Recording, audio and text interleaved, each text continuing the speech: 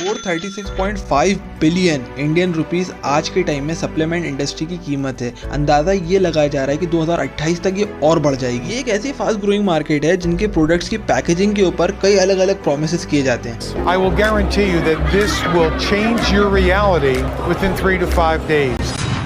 But ऐसा ज़रूरी तो नहीं कि इनके पैकेजिंग पे जो लिखा हो हमेशा सही हो। इनमें कुछ सप्लीमेंट्स ऐसे भी हैं जो बिल्कुल भी यूज़फुल नहीं हैं। स्टार्टिंग में हर बिगनर की तरह हमने भी सप्लीमेंट परचेज किए। हमने सोचा कि हमें कुछ बेनिफिट हो जाएगा, बट हकीकत ये थी कि हम सिर्फ और सिर्फ पैसे बर्बाद कर रहे थे।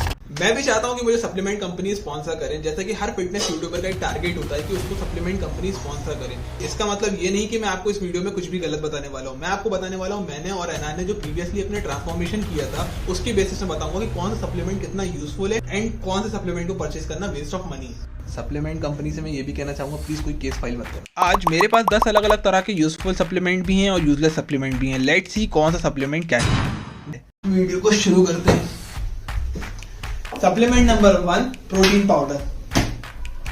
इसको बोलूंगा कि ये काफी यूजफुल सप्लीमेंट है। सभी को पता है कि प्रोटीन मसल बिल्ड करता है। फर्स्ट प्रेफरेंस आई रिकमेंड आपका न्यूट्रिशनल फूड होना चाहिए, चिकन, एग्स, सोया चंक, पनीर एक्सेट्रा। लेकिन अगर आप कहीं जल्दी में हो या आपका खाना बनाने का बिल्कुल मूड ही नहीं है, उस केस में वे प्रोटीन क्विक एंड कन्वीनियंट तरीका है आपके प्रोटीन इंटेक को फुलफिल करने का। सप्लीमेंट नंबर 2, BCAA, जो कि किसी काम का नहीं। BCAA की मार्केट इतनी ज्यादा की जाती है ये बोल के कि ये इंक्रीज करता है मसल ग्रोथ, इंक्रीज करता है रिकवरी और इंप्रूव करता है एंड्योरेंस को। तकरीबन हर बड़ी से बड़ी कंपनी इसको लॉन्च करती है, जैसे muscle blaze, extend, as it is. इसका मतलब ये अच्छा ही होगा, पर ऐसा नहीं है क्योंकि साइंटिफिक स्टडीज की गई हैं उनके हिसाब से। और अगर आपको इसका स्पेसिफिक रीजन जानना है क्या है तो आइए मैं जल्दी समझाता हूँ आपको पेपर और पेन की हेल्प से। आइए समझाता हूँ कि BCAA काम क्यों नहीं करता। सो मान लो ये आप हो और आपकी body 9 essential amino acid produce नहीं करती। इसकी वजह से ये अमीनो एसिड आपको अपनी डाइट से लेने होते हैं। BCAA से आपको 3 एसेंशियल अमीनो एसिड मिलते हैं, लूसीन, आइसोल्यूसिन, वैलिन। ये 3 अमीनो एसिड फिटनेस इंडस्ट्री में बहुत मैटर करते हैं बिकॉज ये रिस्पॉन्सिबल होते हैं मसल फोटोसिंथेसिस के, और मसल फोटोसिंथेसिस रिस्पॉन्सिबल होता है growth and repair of muscle. So इस सप्लीमेंट का लॉजिक ये है कि जब हम ज्यादा BCAA लेंगे तो हमें ज्यादा फायदा होगा, पर ये गलत है। जब आप 3 अमीनो एसिड हाई अमाउंट में लोगे तो भी ये यूजलेस है क्योंकि आपको पूरे 9 अमीनो एसिड हाई अमाउंट में लेना होगा, वरना बॉडी सिंथेसाइज ही नहीं करेगी। शॉर्ट, इसको लेना बिल्कुल भी वर्थ इट नहीं है। Third supplement ZMN, also known as zinc and magnesium. इसको तो मैं बोलूंगा ये काफी अंडररेटेड सप्लीमेंट है। इस सप्लीमेंट को हमने पहली बार अपनी ट्रांसफॉर्मेशन जर्नी के टाइम भी यूज किया था क्योंकि हम लोग वर्कआउट इतना ज्यादा इंटेंस करते थे कि हमें बहुत ज्यादा थकान होता था और आलस तो आते ही आता था।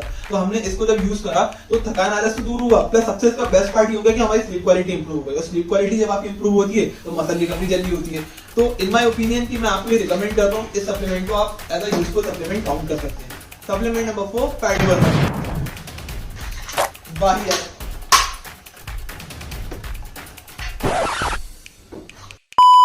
ये एक सबसे बड़ा मिसकंसेप्शन है कि फैट बर्नर आपका फैट रिड्यूस करता है, लेकिन ये बिल्कुल भी सच नहीं है क्योंकि अगर आपको वाकई में फैट रिड्यूस करना है तो आपको कैलोरी डेफिसिट पे जाना पड़ेगा जिससे आपका ओवरऑल बॉडी फैट रिड्यूस होगा। तो in my opinion this is useless. Supplement number 5, creatine. इसको तो मैं यूजफुल साइड रखूंगा।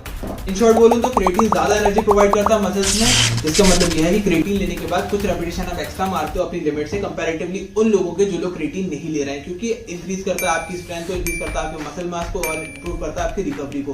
एक एग्जांपल समझाता हूँ कि 8 हफ्ते तक एक स्टडी की गई थी जिसमें कुछ लोगों को क्रेटीन दिया गया था और कुछ लोगों को क्रेटीन नहीं दिया गया था। देखा ये गया कि उन लोगों के अंदर मसल ग्रोथ में ड्रास्टिक चेंज था जो लोग क्रेटीन ले रहे थे। एंड मैं आपसे ये बोलूंगा क्रेटीन लेने के बाद कुछ जादू तो होगा नहीं, बट उन लोगों से बेहतर है जो लोग नहीं लेते।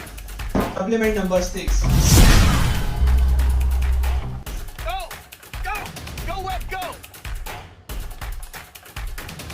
हमारे पास है टेस्टो बूस्टर, जो कि किसी काम का नहीं। आपने ये तो सुना होगा कि जितना ज्यादा टेस्टोस्टेरोन लेवल उतना ही ज्यादा मसल ग्रोथ। ये तो 110% सच है, पर ये ऐसा नहीं करता। इनकी एडवर्टीजमेंट में हमेशा ये बताया जाता है कि आप जितना ज्यादा टेस्टोस्टेरोन बूस्टर लोगे उतना ही ज्यादा आपका टेस्टो बूस्ट होगा, पर ऐसा बिल्कुल भी नहीं है क्योंकि काफी स्टडीज में ये चीज साबित की गई है। सो मैं आपको बिल्कुल भी रिकमेंड नहीं करूंगा। Supplement number 7, pre workout. This is useful. Let me clarify ये यूजफुल क्यों है, क्योंकि जब आप जिम जाते हो तो ये आपके एनर्जी लेवल को इंक्रीज करता है और आपको पुश करने में हेल्प करता है। अगर आप थके हुए हो या आपको लगता है कि आज का सेशन अच्छा नहीं जाएगा तो आप प्री वर्कआउट ले सकते हो। लेकिन अब लोगों ने करना क्या शुरू कर दिया है कि इसको कंटिन्यूस बेसिस पे लेने लगे हैं, तो जिसकी वजह से इनका जो टॉलरेंस लेवल है वो बढ़ गया। टॉलरेंस लेवल बोलूं तो जब आप बार बार कोई चीज लेने लगते हो तो वो असर करना बंद कर देती है, तो आपको और ज्यादा अमाउंट में लगना शुरू हो जाता है, तो इसकी वजह से ये काफी खतरनाक हो जाता है। तो आई सजेस्ट कि प्री वर्कआउट अच्छा है लेकिन अगर लिमिट में लिया जाए तो। So this is useful. Supplement number 8, omega 3। This stuff is useful. ऐसे कई सारे फायदे, जैसे ब्लड प्रेशर मेंटेन करता है, आपके मसल सोरनेस को रिड्यूस करता है, नर्वस सिस्टम रेगुलेशन करता है, एक्सेट्रा एक्सेट्रा। ये उन सप्लीमेंट्स में से एक सप्लीमेंट है जिसके लिए कहना गलत नहीं होगा, इसको लेना बेहतर है ना लेना। तो this is supplement number 9, mass gainer. This stuff is useless. Yes, ये हेल्प करता है वेट पुट ऑन करने में, बट यूजलेस क्यों है? द रीजन है ये पूरा का पूरा शुगर है, आप अनहेल्दी कैलोरीज स्टोर करते हो। मेन टारगेट होता है गेनिंग में कि आपको थोड़ा बहुत मसल मास चाहिए और थोड़ा बहुत फैट आ भी जाए तो उसमें ऑब्जेक्शन नहीं है। तो जब आप गेनर्स लेते हैं तो उसमें आपको फैट ज्यादा मिलता है कंपैरेटिवली मसल मास के। सो आई सजेस्ट कि इसको लेना वर्थ इट नहीं है। हाँ, अगर आपको गेनिंग वाकई में करनी है तो आप प्रोटीन शेक्स ले सकते हैं, अपने हाथ के बने हुए या गेनिंग शेक्स ले सकते हैं, और आपको कैलोरी सरप्लस में हेल्दी खाना खाना है। Supplement number 10, multivitamin.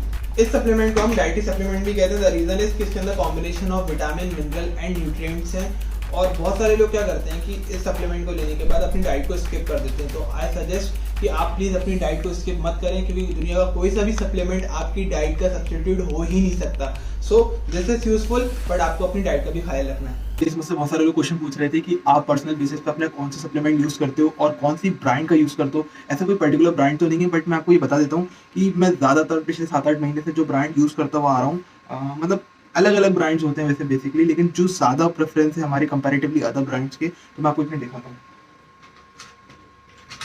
कुछ अभी मेरे पास सप्लीमेंट पैक्ड है, सील पैक्ड है, और ये जो ब्रांड है मैं आपको बता देता हूँ। ये ब्रांड बेसिकली है कार्बोमाइट फूड।